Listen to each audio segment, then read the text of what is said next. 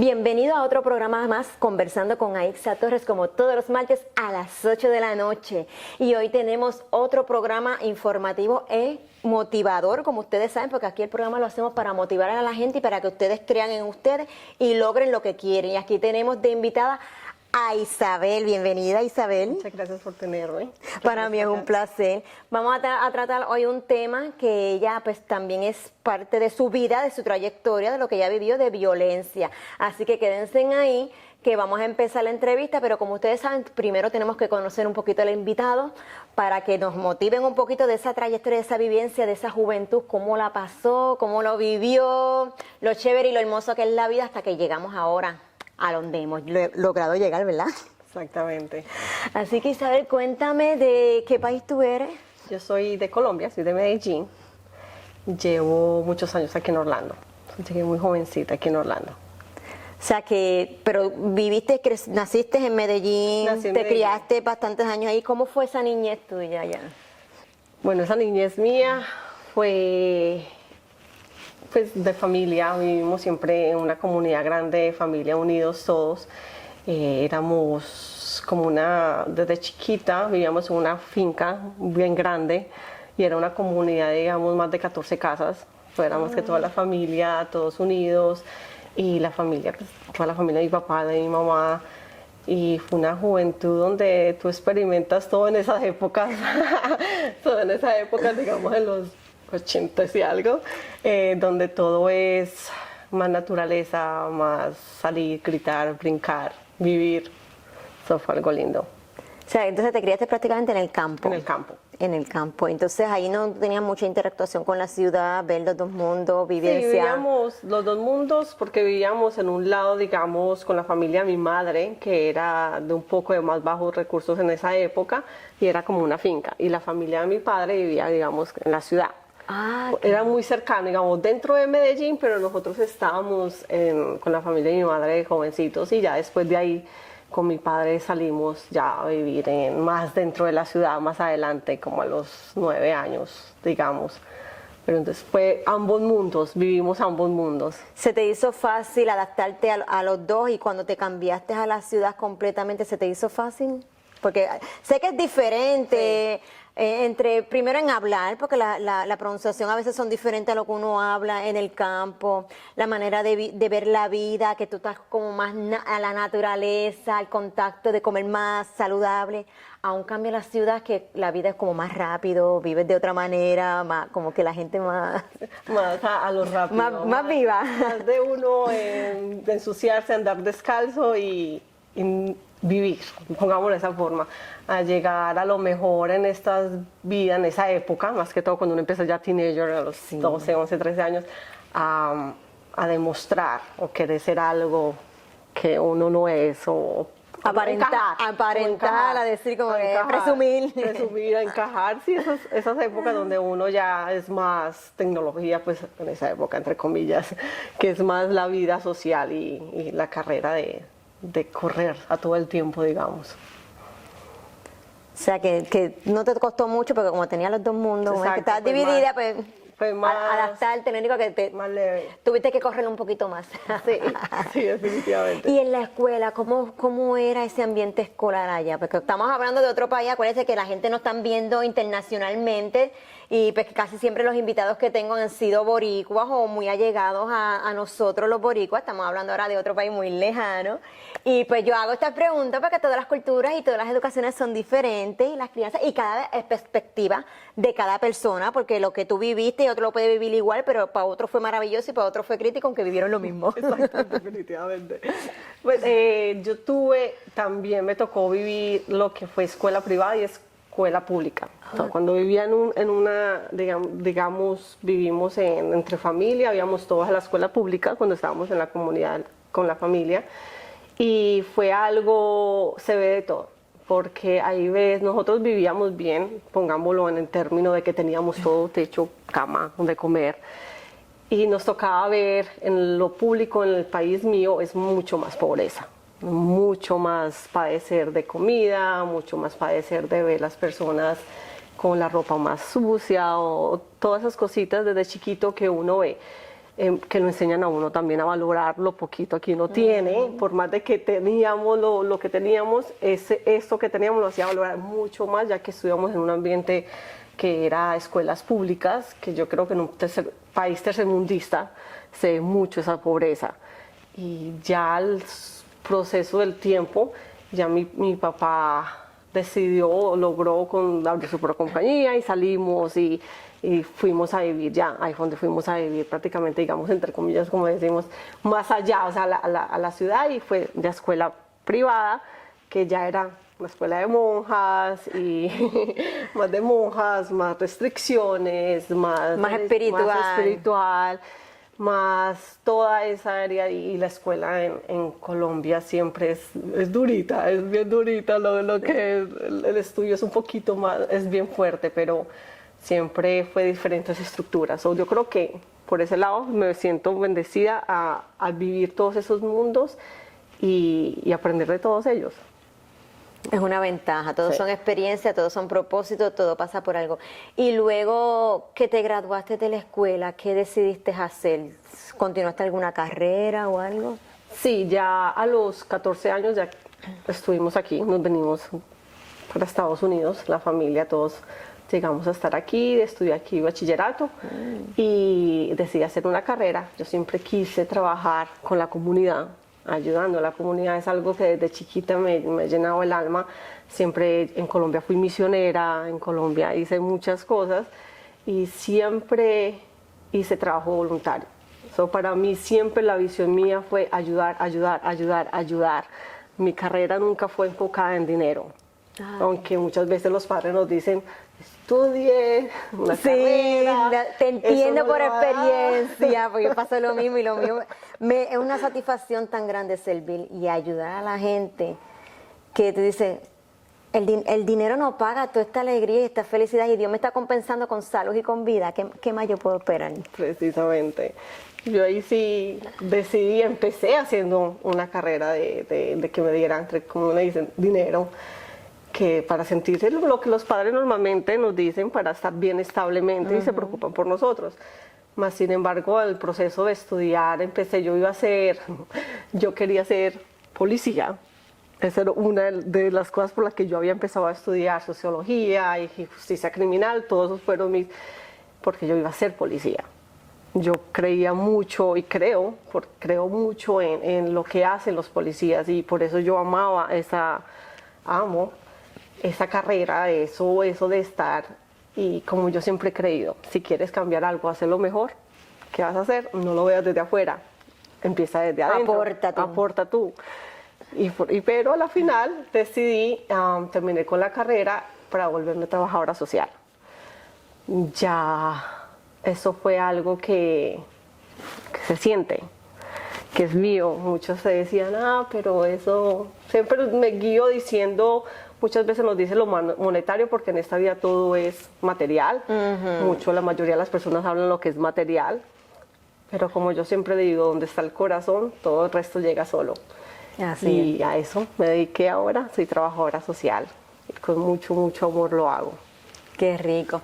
Entonces vamos a volver al tema que mencionamos al principio, de violencia. Me hablaste que es violencia sexual. Sí. Cuéntame, ¿de cuándo sufriste eso? ¿De cuándo estás trabajando todos estos procesos? Háblanos un poquito de eso. A mí, yo soy sobreviviente de abuso sexual. Esto sucedió cuando yo tenía 9 años. Este abuso sexual me duró a mí abusaron de mí 3 años seguidos. Fue algo constante, fue algo duro, fue algo muy fuerte. A los 9 años, cuando un hombre en esa época, sí, él tenía como 16 años y yo 9 años. Yo era una niña, lo cual fui desarrollada a temprana edad y yo parecía, pues tenía mis senos, mi cuerpito pero era una niña, lo cual jugaba con muñecas, jugaba corriendo y este familiar, primo mío, me gusta contar mucho esa historia porque son casos que muchos de las familias no nos damos cuenta, o las familias, yo soy madre ahora, o mi madre en esa época no se daban cuenta porque iban a visitar a mi tía, iban a visitar a un familiar. Y ¿tú cómo lo crees? ¿Cómo lo confías en dejar tu hija en la casa de un familiar? Todo esto siempre sucedía cuando mi mamá llegaba a la casa de mi tía, ella estaba con ella, convivía y yo salía a jugar con mis primos. Solo que en ese instante, cuando mi madre creía que yo estaba jugando con mis primos, uno de ellos me cogía y lo que hacía era que abusaba de mí. Él llegó a hacer muchas cosas físicamente. Él me hacía cosas que una niña de 9 años no debe saber en esa época. Yo no sabía qué era el sexo. No sabía qué era que te tocaran aquí, que te tocaran allá. Y él sí, fue constante porque él siempre me cogía, me amenazaba con las palabras de una niña que decía, si le cuento a tu papá, si les cuento a tu mamá, ellos van a poner muy bravos, van a estar muy bravos contigo. Que sabían cómo manipular.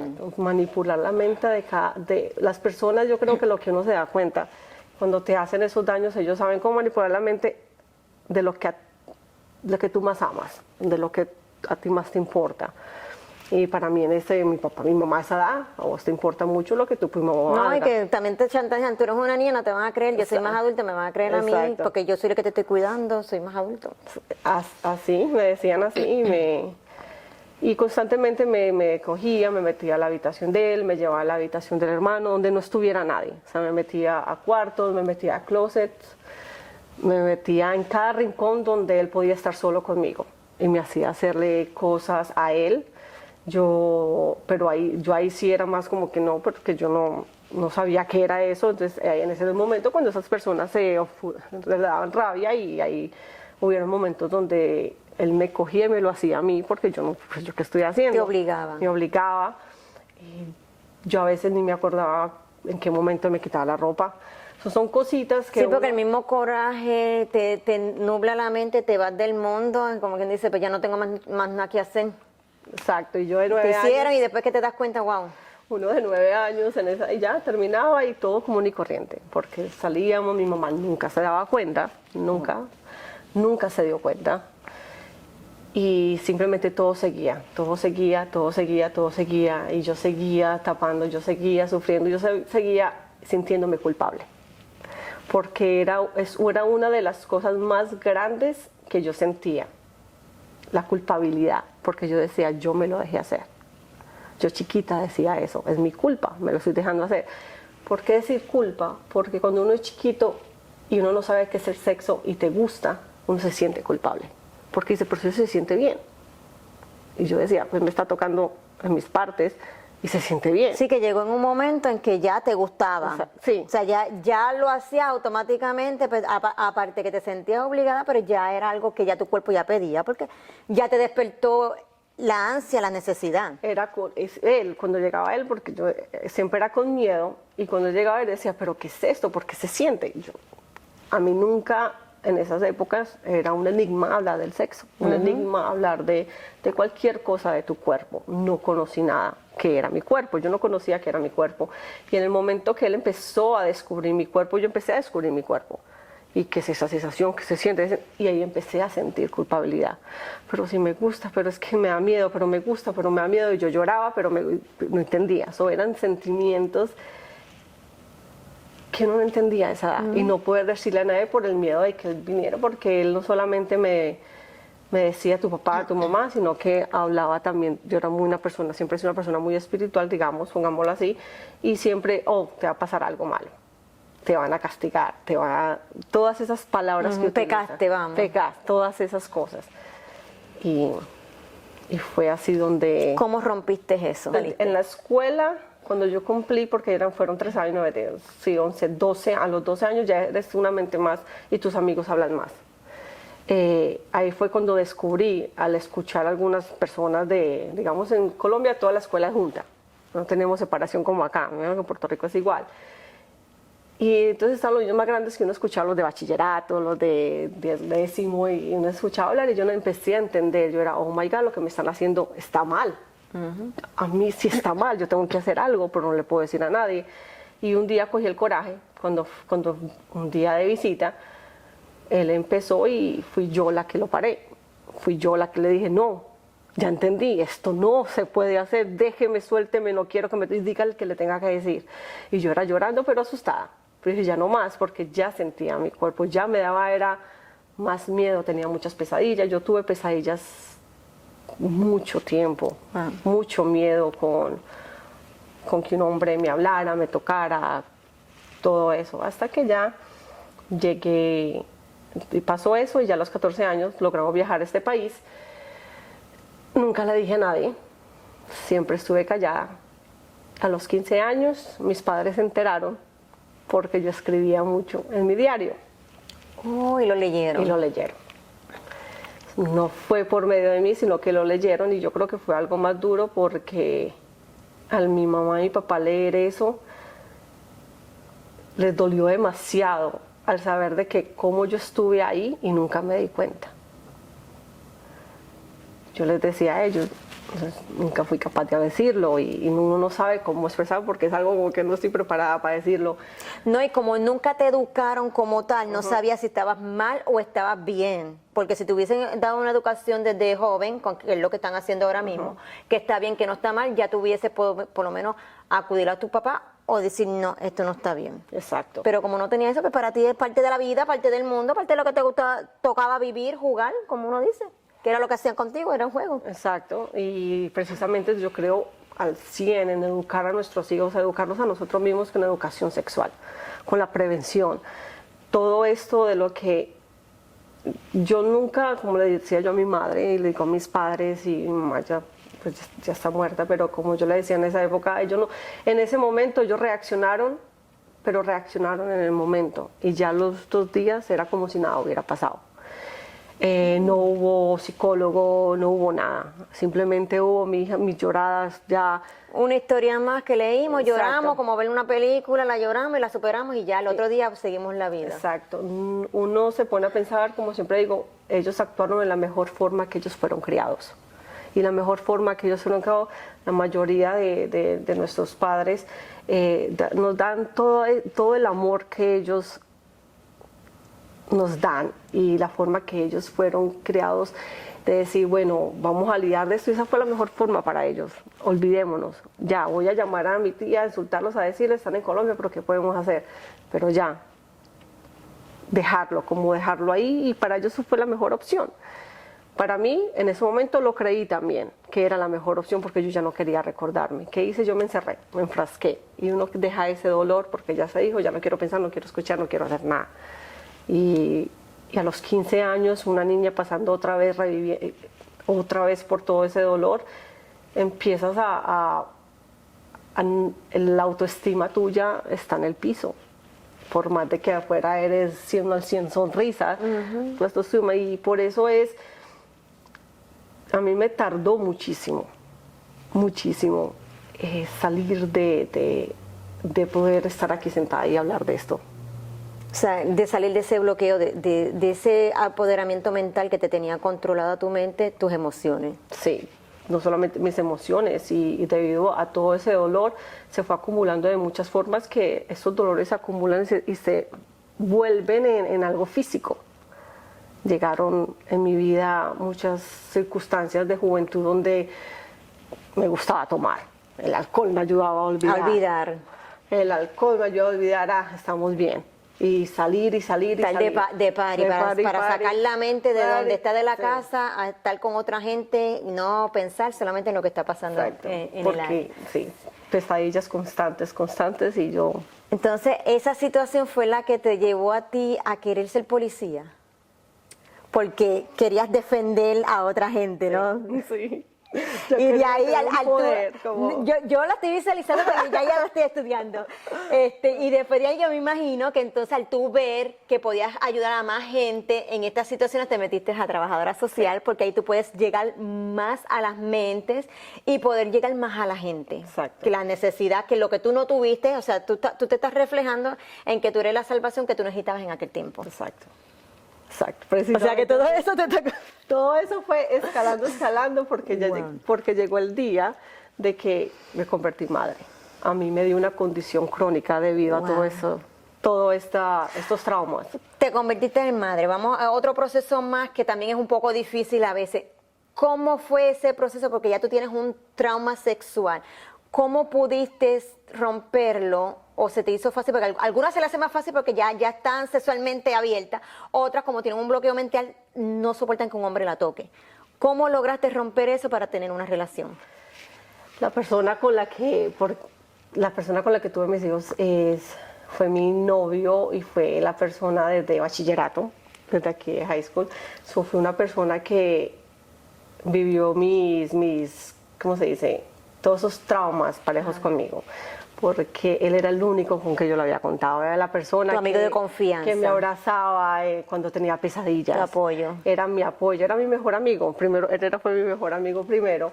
Y ya después fuimos creando una relación en bachillerato de novios, todo sucedió. Y ya después cada cual por su lado por college, pero ya después, cuando nos graduamos de college, nos volvimos a encontrar. Y decidimos otra vez empezar algo. Y ahí fue cuando esa persona, o sea, no me era porque era esa persona, la cual conocía todo de mí sin juzgarme, era mi apoyo, era... Sí, que todo fluyó. Todo fluyó Todo fue muy bien, sí. encajando temporalmente, fue tu apoyo, ya tú te sentías segura. Sí, exacto. O sea, que no es algo que un hombre te tocó así, te está conociendo y ya le tienes miedo. O sea, ella porque ya te conocía ya de arriba abajo, como quien dice, física y mentalmente. Y todo fue fluyendo. Todo o sea, fue ya le tenía fluyendo. tanta confianza que dijiste, Esto sí, sucedió y fue muy lindo porque nos apoyábamos en todo. Qué y rico. siempre fue un apoyo mutuo en todas las circunstancias, aparte de ser amigos, parejas, de todo. Y ahí fue cuando yo siempre quise ser madre y decidimos ser padres los dos. o sea, fue planificado. Fue planificado. Ay, más. Fue planificado, rico. siempre fue planificado y decidimos ser padres. Y ser padre es algo que te cambia mucho más. Porque ahora no solamente, si tienes tus lidias y tus problemas, pero ahora tienes que pensar también en tus hijos. Y ahí ya fue un proceso de que me ayudó más a ponerme más fuerte, a salir adelante, a querer hacer más por el mundo en conjunto, porque mis hijos ya están aquí en este mundo. Entonces, cuando tuviste tus hijos, ¿ya tú tenías tu carrera o la terminaste de formar después que tuviste tus hijos? Ya tenía mi carrera. O sea, que ya tú eras trabajadora social. ya trabajaba. Y eso entonces te ayudó a que tus hijos, a educarlos, a que no pasaran lo mismo. Exacto. Y también ya cuando uno aprende a conocer también los hijos, ya tú sabes que cualquier comportamiento raro en la casa, algo está pasando en él. Exacto. Sí, definitivamente. Y eso me ayuda mucho a ser muy abiertos con ellos. Les hablo en su edad, digamos, en 8 y 10 años les hablo a su edad. Mas, sin embargo, siempre he sido muy abierta sobre hablarles a ellos de que no te toquen acá, hablarles de acá. Dejarse respetar el cuerpo, que el cuerpo es solo tuyo. Eso siempre yo he enseñado a mis hijos, porque yo pasé una experiencia similar, no así tanto como la tuya.